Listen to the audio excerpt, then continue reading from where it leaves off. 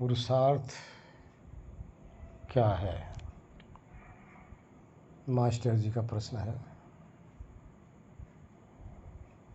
पहले भी इस पे चर्चा हो चुकी है, फिर भी शॉर्टकट। धर्म, अर्थ, काम, मोक्ष,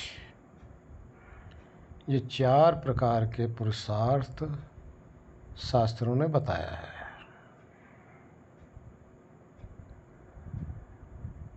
तो ये 4 प्रकार का जो कर्म करने वाला है वही पुरुषार्थी है। अगर इससे परे हट के कोई करता है तो पुरुषार्थी नहीं, स्वार्थी है। धर्म क्या है? जो पूरी सृष्टि को धारण किया हुआ है, पूरी सृष्टि को, जड़ और चेतन दोनों को जो धारण किया हुआ है। एक नियम है, सिस्टम है। वेदों ने इसको ऋत कहा है। इसी ने पूरी सृष्टि, जड़ और चेतन दोनों को धारण किया हुआ है। इस धारण करने वाले के नियम को स्वीकारते हुए, नियम को मानते हुए, वैसा आचरण करते हुए जो अपने जीवन जीता है उसको धार्मिक कहते हैं। यही धार्मिकता है। और इसी के आधार पर आप अपने जीवन में अर्थ कमाएं। अर्थ का मतलब जो भी आप कमाई करते हैं जीवन उपार्जन के लिए, ये सब अर्थ है। लेकिन ध्यान रहे, धार्मिकता से, अधर्म से नहीं। अधर्म से अगर कमाई करेंगे तो वो पाप है। धर्म से कमाई करेंगे धार्मिक होकर तो ये शुभ है। इस तरह से जीवन व्यतीत करते हुए अर्थ का अर्जन करें अपने जीवन जीने के लिए। तीसरा है काम। काम का अर्थ है कामना आपकी जागृत ही रहे, कामना आपकी समाप्त न रहे। जिस दिन कामना समाप्त हो गई उस दिन जीवन समाप्त के बराबर है। लेकिन कामना कैसे? ये भी धर्म के अनुसार ही, धार्मिकता के अनुसार ही आपकी कामना बनी रहे। वैसे तो कामना चेतन का धर्म ही है, स्वभाव ही है, वो तो जाएगा नहीं। तो कामना इसलिए बताया है कि आप धार्मिकता के अनुसार कामना अपने बना के रखें। चौथा है मोक्ष। वो जो आपकी कामना है धार्मिकता के अनुसार अर्थ कमाइए, अपना जीवन जिए, लेकिन कामना बना कर रखो। किस चीज़ की कामना? मोक्ष की। मोक्ष की कामना सदा बनी रहे, वो आप ना भूलें। अगर वो भूल गए तो आपका सारा का सारा, तो आपकी कामना मोक्ष की बनी रहे। जब तक जीवन आपका रहे मोक्ष के प्रति आपकी कामना अच्छी प्रकार से, उसमें शिथिलता ना आने पाए। अगर शिथिलता आ गई कामना के अंदर तो मोक्ष से आप डिग जाएंगे, भटक जाएंगे। इसलिए आपकी कामना होनी चाहिए। ये धर्म, अर्थ, काम, मोक्ष, ये 4 प्रकार के पुरुषार्थ शास्त्रों ने बताया है। दूसरा प्रश्न है आर्य जी का। कि क्या भविष्य के विषय में, भविष्य का ज्ञान जाना जा सकता है? यही प्रश्न होगा ना आपका। जी गुरु जी। भविष्य के विषय में क्या जाना जा सकता है? क्या भविष्य निश्चित है? नहीं, ऐसा संभव नहीं है। जो हमारे कुछ लोग, जो गणित है भौतिक तत्वों का, वो गणित यहाँ नहीं लग सकता, क्योंकि चेतन का कोई नियम नहीं है।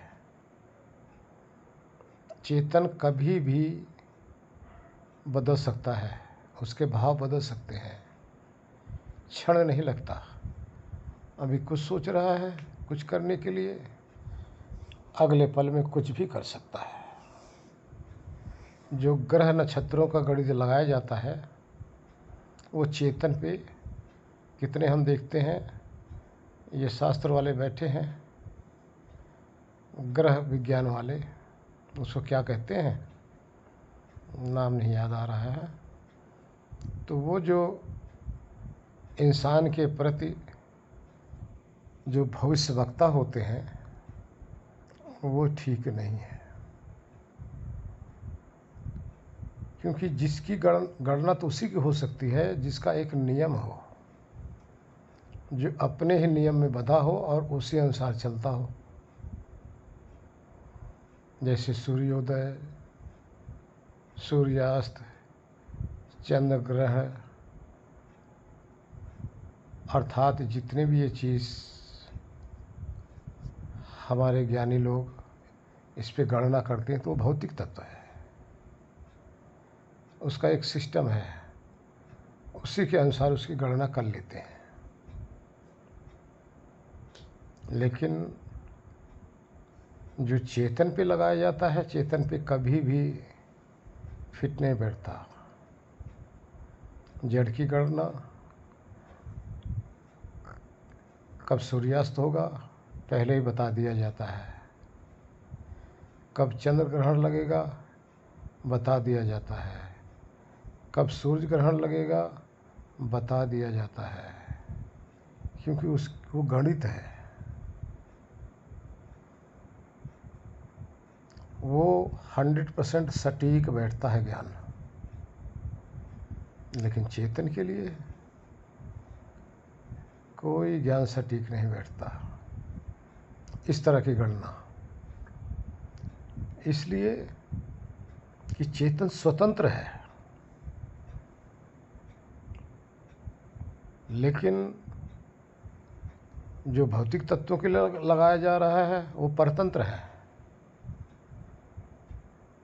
उनकी गणना हो सकती है। चेतन स्वतंत्र होने के कारण से कभी भी अपनी दिशा को बदल सकता है, चेंज कर सकता है, इसलिए इसकी गणना लगाना असंभव है, असंभव है। तो इसलिए भविष्यवक्ता जो है, हाँ कुछ ऐसे हैं जो भविष्य बताते हैं। देखिए, मैं आप लोगों को एक उदाहरण देता हूँ। एक कोई तांत्रिक थे, उनके पास कुछ पुरुष स्त्री जाति थी, गर्भवती होती थी, तो पहले बता देते थे कि तुम्हारे पुत्र होगा या पुत्री होगी। 100 को बताते थे, तो वो बताते थे हमारे को। जब हम उनसे प्रश्न करते थे तो उनका भाव होता था कि देखिए 100 जन हमारे पास आए हैं भाई, या पुत्र होगा या पुत्री होगी, तीसरा तो कुछ होगा ही नहीं। 50-50 तो होता ही है। अगर 50% लोगों का इस सत्य हुआ तो हमारी मान्यता बढ़ जाएगी। योगा पंडित जी ने बताया था। इस आधार पर ये सब गणना कर देते हैं। तो कहने का तात्पर्य ये भविष्य वक्ता जो है ये यथार्थ ज्ञान नहीं है, क्योंकि इसका जब नियम ही नहीं है कोई, इसका फ्यूचर कैसे बताया जा सके। हरिओम। तीसरा प्रश्न है बहन इंदु सोमानी जी का। क्या प्रश्न था इंदु बहन जी? हाँ, साक्षी, होश पूर्वक अवेयरनेस, होनापन, मैं हूँ, इसका। जी देखिए, आप साक्षी बन रहे हैं बिना जाने, बिना पहुँचे। आपकी मान्यता है, बुद्धि का खेल है। दृष्टा बन रहे हैं बिना अपने स्वरूप का अनुभव किए, ये भी आपकी मन की मान्यता है। होश तो आपका स्वरूप है ही है, लेकिन ध्यान रहे जब आप दृष्टा बनते हैं तो दृश्य का दृष्टा बनते हैं। दृश्य का दृष्टा तो आज भी है, तब भी रहेंगे। दृश्य और दृष्टा में जब तक भेद का अनुभव ना हो तब तक ज्ञान नहीं है। ये तो किसी से सुन के मानने वाली बात हो गई। देखिए, आत्मज्ञान क्या है, कैसे किया जाता है, इसके लिए वेदों शास्त्रों में बताया गया है कि ये जो इंद्रिय की डोर है ना, इंद्रिय, इस डोर को पकड़ते हुए आत्मा रूपी पतंग के पास पहुंचा जा सकता है। आप अपने आप को पतंग आत्मा तो मान लिए, लेकिन वहाँ लगा क्या है? सबके सब तो लगे हुए हैं। ये मान्यता किससे हुई? बुद्धि से। और बुद्धि का ज्ञान क्या है? आत्मज्ञान नहीं है, मान्यता का ज्ञान है। हाँ, थोड़ा अनुमान हो सकता है इससे। तो इसलिए आत्मा को कैसे समझें, कैसे जानें, कैसे पहुँचे वहाँ तक? आप आँखों से देख रहे हो, रूप को देख रहे हो, देखते रहो। इस रूप को देखने में और अपने को दृष्टा होने में दोनों का भेद अलग अलग अनुभव करते रहो। दृश्य सामने है। दृश्य क्या है? भौतिक तत्व, जो पांचों तत्वों का जो संघात है, ढेर है, उसको आप देख रहे हैं। आप देख रहे हैं, ये सत्य है। किससे देख रहे हैं, ये आपको भेद नहीं हो पा रहा है। और वहाँ आप अपने आप को दृष्टा मान तो रहे हो, लेकिन किससे देख रहे हो? जिससे देख रहे हो और जो देख रहा है, इसमें भेद नहीं कर पा रहा है। दृश्य में तो भेद कर लिया कि वो दृश्य है और मैं दृष्टा हूँ, लेकिन ये आँखें जो हैं, इसके बीच में, दृश्य और दृष्टा के बीच में लुप्त है, छुपी हुई है। साधन आपका वो है, आप साधन के साथ लगे हो। उस साधन के स्वरूप को भी अपना स्वरूप आप माने बैठे हो, तो ये ज्ञान नहीं है। क्योंकि यहाँ इंद्रिय छुपी पड़ी है, इंद्रिय आपके साथ लगी हुई है। इस इंद्रिय समेत को अपना आप माने बैठे हो, इंद्रिय से परे नहीं गए हो।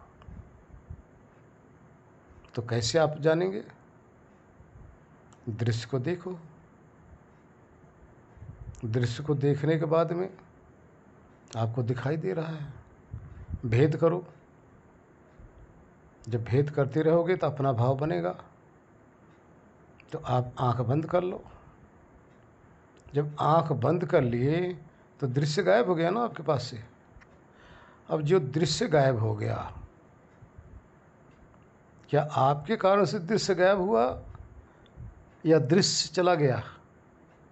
नहीं, आपके और दृश्य के बीच में एक जो साधन था आपका, वो अपनी क्रिया बंद कर दिया, तब आपका दृश्य गायब हुआ।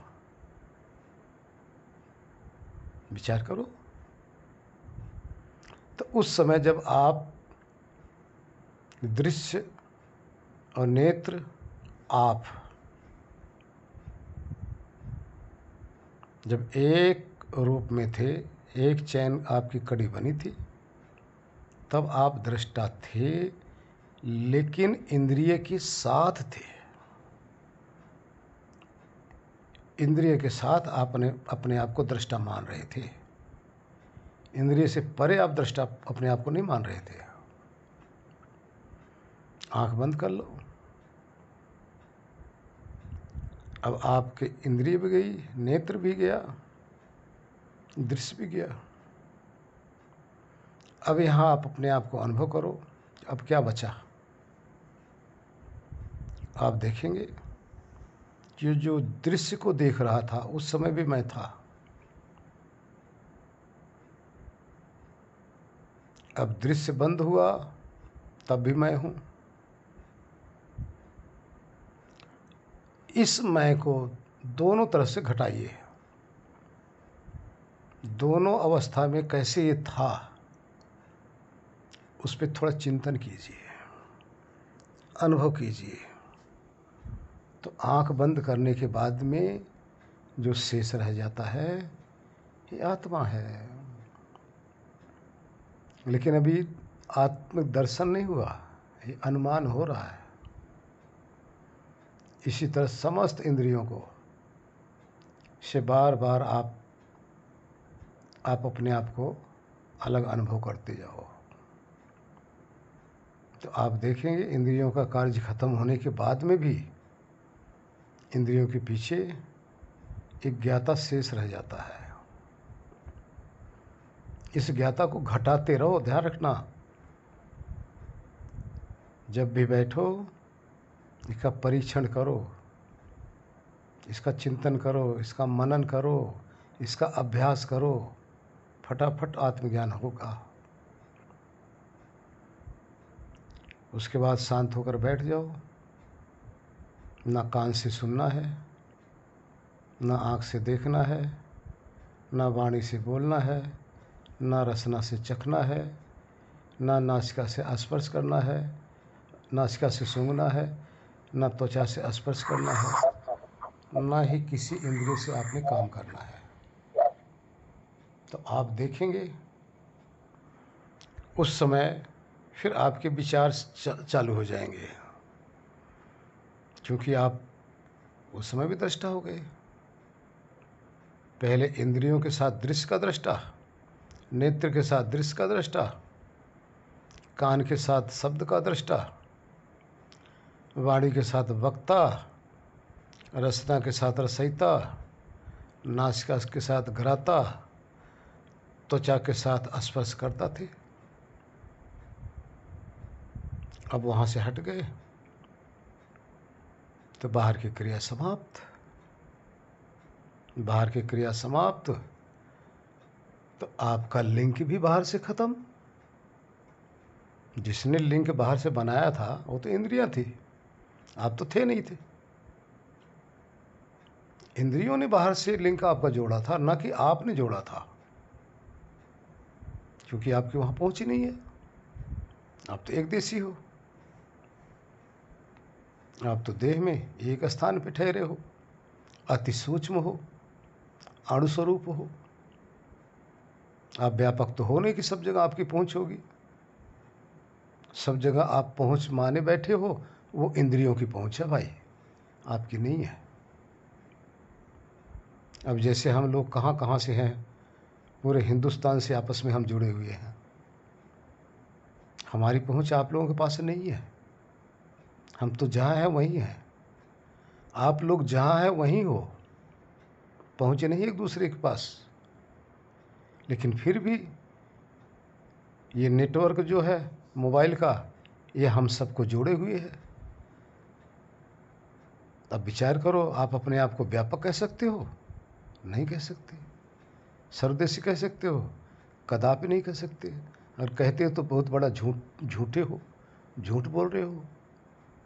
आप तो अपने अपने घर में, अपने अपने बेड पे, अपने अपने सोफे पे बैठे हो भाई, लेकिन जोड़ कौन रहा है? ये नेटवर्क जोड़ रहा है। इसी तरह से इंद्रिय रूपी नेटवर्क आपको विषयों से जोड़ता है। आप विषयों के पास जाते नहीं, आप अनुभव करो। रूप को देखते हो, आप यहीं बैठे चाँद को देखते हो, तो चाँद तक आपने पहुंचा, सामर्थ्य नहीं आप में, लेकिन आपका नेत्र की पहुंच चाँद तक है, जो उस रूप को दिखा रहा है। ये नेटवर्क आपको रूप से जोड़ रहा है। इसी तरह शब्द 10, 20, 50 या 100, 200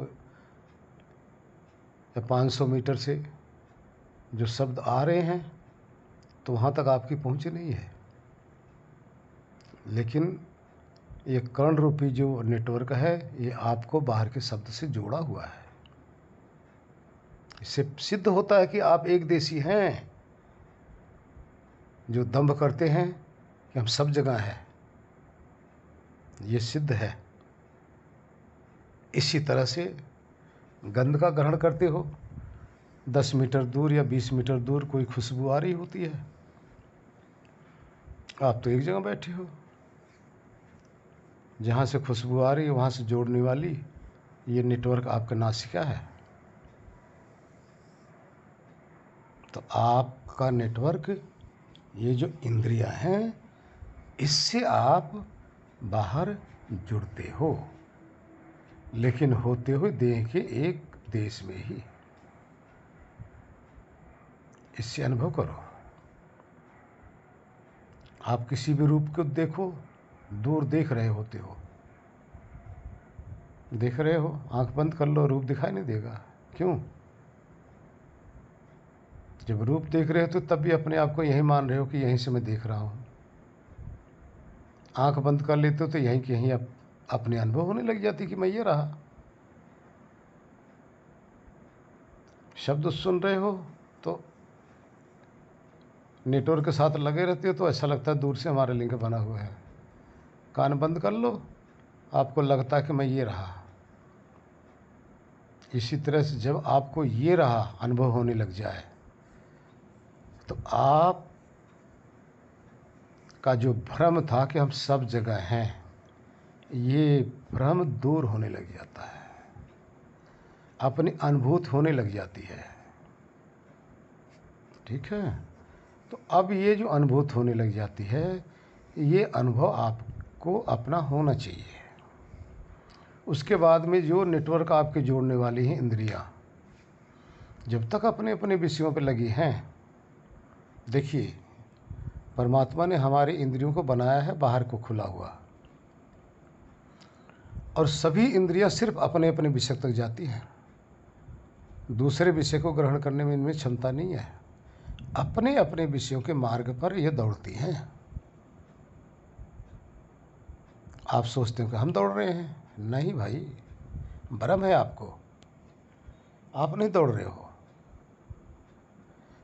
इस नेटवर्क के दौड़ते हुए को आप देख रहे हो, आप जान रहे हो, लेकिन आप तो ऐसे भ्रम में पड़ जाते हो कि मैं ऐसा कर रहा हूँ। नहीं, धोखा है, अज्ञान है, आप नहीं कर रहे हो, ये सब इंद्रियां कर रही हैं।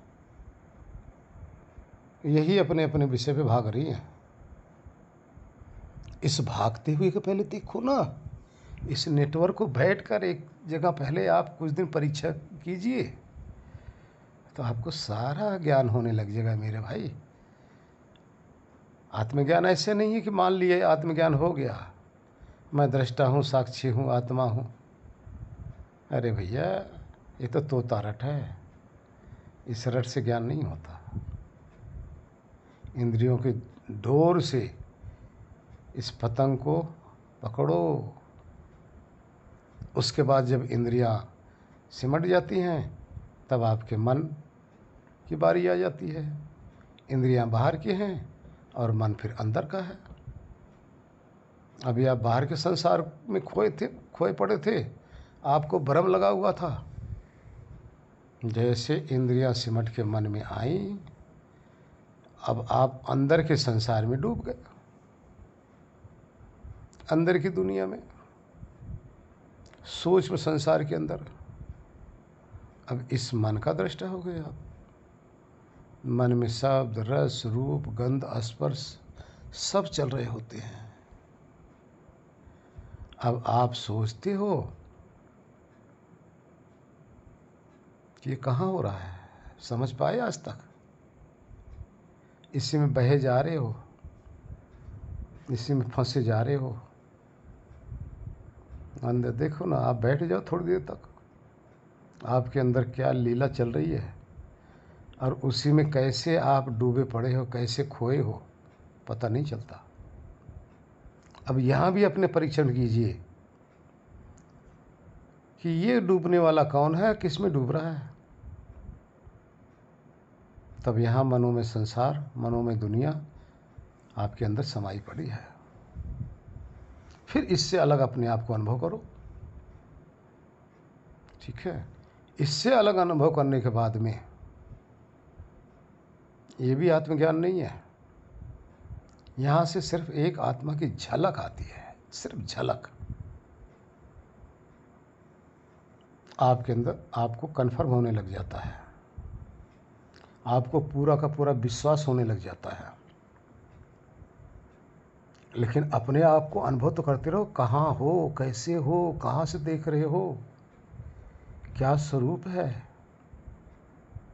बाहर देह के स्वरूप को माने बैठे थे, फिर इंद्रियों के स्वरूप को अपना माने बैठे थे, फिर मन के स्वरूप को अपना माने बैठे हो, फिर मन के अंदर जितनी वृत्तियाँ चल रही हैं उसके स्वरूप को अपना माने बैठे हो। नहीं, ये सब आपका स्वरूप नहीं है। आप इन सब से परे हो। तब आप मन के पीछे जब अपने आप को मन का भी दृष्टा जब अनुभव कर लेते हो तो मन से हट जाते हो। मन से हटने के बाद ही आपकी वृत्तियां समाप्त होती हैं। जब ये वृत्तियां समाप्त हो गई, 5 प्रकार की वृत्ति हैं शास्त्रों के अनुसार, योग दर्शन के अनुसार। प्रमाण, विपर्य, निद्रा, स्मृति आदि आदि, एक और है नाम अभी भूला हूँ।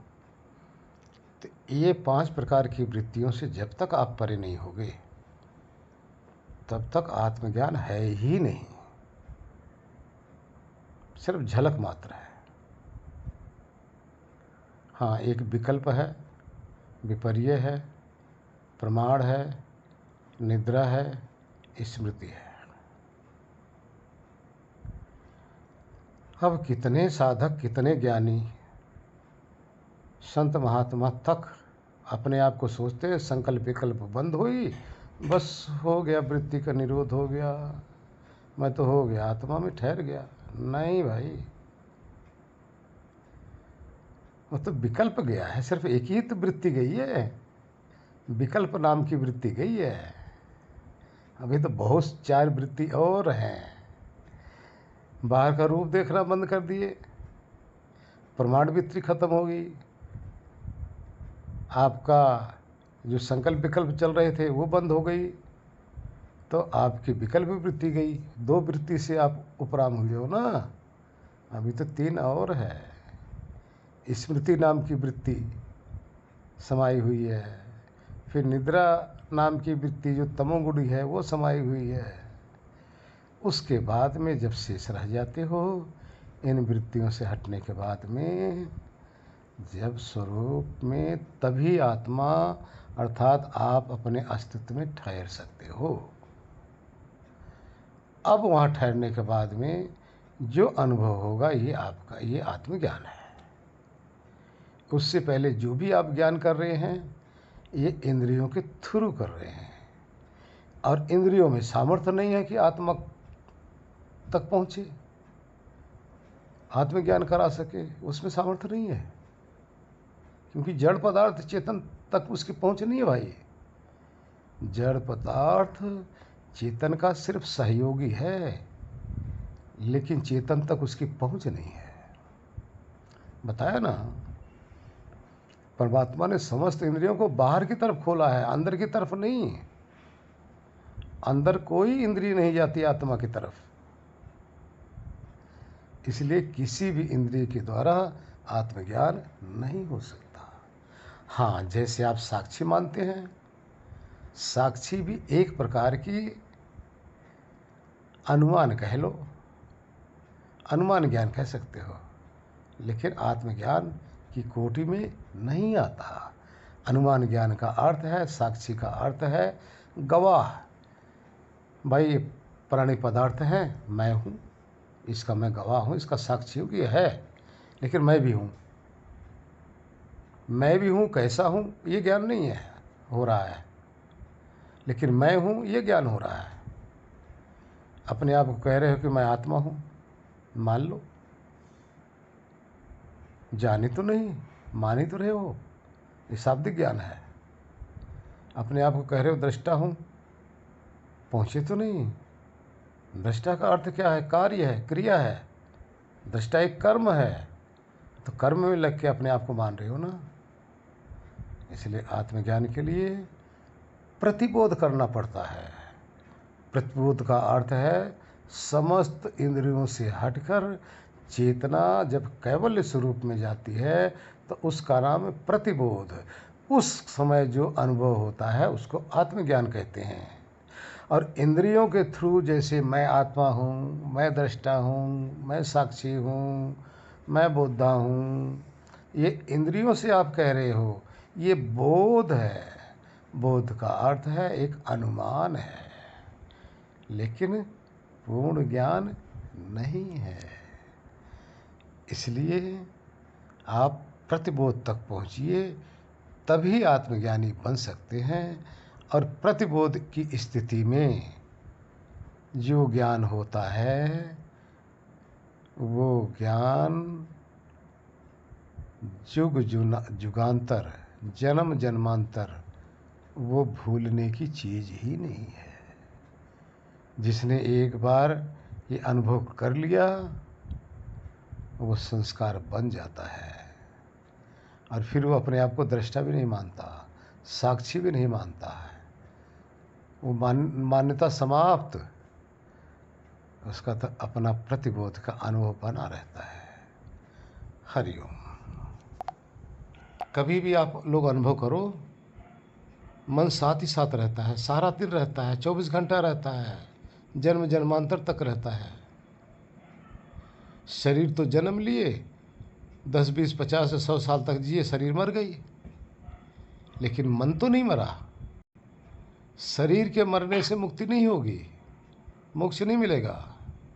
मन के मरने से मोक्ष मिलेगा। और मन कहाँ मारा जाएगा? समाधि के अंदर। समाधि का नाम ही है मन को मार देना। मन मरेगा, मोक्ष हो जाएगा। मन जिंदा रहेगा तो देह देहांतर में आपको भटकाता रहेगा। इसलिए हमें मन को मारना है। हमें आत्मा नहीं कहना है, साक्षी नहीं बनना है, हमें दृष्टा से कोई मतलब नहीं है। हमें मन को मार देना है। मन को मार दो। मन तो हमारा सारा बीज है, उसी के अंदर वासनाएं, संस्कार, सब कुछ छिपा पड़ा है। बस मन को मारना है, मन को ख़त्म कर देना है। मन को ख़त्म करने के बाद में आत्मा शुद्ध रूप से अपना शेष रह जाएगा। और मन का मारने का सिर्फ एक ही स्थान है, एक ही उपाय है, दूसरा कोई उपाय ही नहीं है। समाधि लगाओ, मन मरेगा। समाधि से हटाओगे मन बलवान होगा, मन जिएगा, ताकतवर होगा। समाधि में इसकी सारी ताकत छीड़ हो जाती है, कमज़ोर हो जाती है। तो ये काम करना है। हरिओम। देखिए, रात में आप लोग सोते हैं 4, 6, 8 घंटा या 10 घंटा, 12 घंटे भी कोई रहते हैं। किसी को भूख लगती है, किसी को प्यास लगती है, कुछ नहीं लगती। हाँ, वॉशरूम जरूर जाना होता है, लेकिन जब 4-6 घंटे के बाद में आप देखेंगे वॉशरूम भी आना बंद हो जाता है। तो अब जब इसमें कुछ डालते रहोगे तो कहने का तात्पर्य, जब आप 4-6 घंटा 8 घंटा लेटे हो बेहोशी हालत में, तो आपको तो कुछ शरीर का पता ही नहीं है, क्योंकि तो आप तो शरीर से परे हो गए ना। शरीर से परे हो तो आपको क्या शरीर का कोई ज्ञान होगा ही नहीं। इसी तरह समाधि में जाओगे तो शरीर का कोई ज्ञान नहीं होगा, मन का भी कोई ज्ञान नहीं होगा। इसलिए न इस शरीर में भूख लगती न प्यास लगती है। भूख प्यास तो आप ही महसूस करते हैं ना। कमी तो इसमें होती है, लेकिन महसूस करने वाले तो आप ही होते हो ना। आपको ही पता चलता है कि इसमें पानी की ज़रूरत है, इसमें अन्न की ज़रूरत है। आप परे हो जाते हो तो शरीर भाव आपका समाप्त। शरीर भाव समाप्त हुआ। अब जिस भाव में बने हैं वो भाव आपका चल रहा है। आत्म भाव में बने हैं तो आपका आत्म भाव चल रहा है।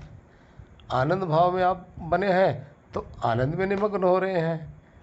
आप तो जड़ शरीर से संबंध ही अपना हटा लिए हो ना। काहे के भूख, काहे के प्यास, करके देखो ना। निद्रा में आप लोग करते ही हो, बताने की ज़रूरत नहीं है।